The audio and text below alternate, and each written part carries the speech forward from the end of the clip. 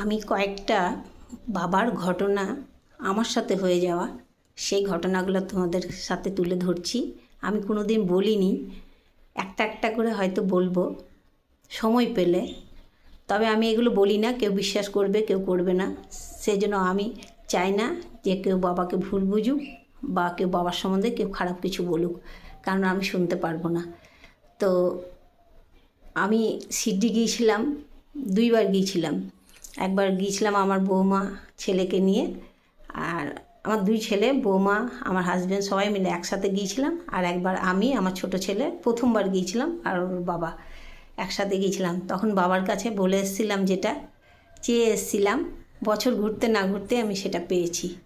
আবার দ্বিতীয়বারে আবার যখন বৌমাকে নিয়ে গেলাম, আমার ছেলে বৌমাকে, তখনও আবার বাবার কাছে চেয়ে এসেছিলাম কিছু, সেটাও আবার বছর ঘুরতে না ঘুরতেই, এক বছরের মধ্যেই বাবাকে বলি যেন বছরের মধ্যেই যেন আমার সেটা পূর্ণ হয়, সেটাও আবার পূর্ণ হয়েছিল।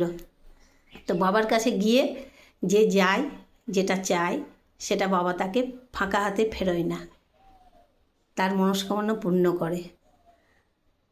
যে গেছে সিদ্ধি বাবার কাছে, যে যা চেয়েছে, যদি সেটা ভালো কাজ হয়, সেটা কখনোই বাবা মুখ ফিরিয়ে নেয় না, সেটা ঠিক তাকে দুহাত ভরে দিয়ে পাঠায়।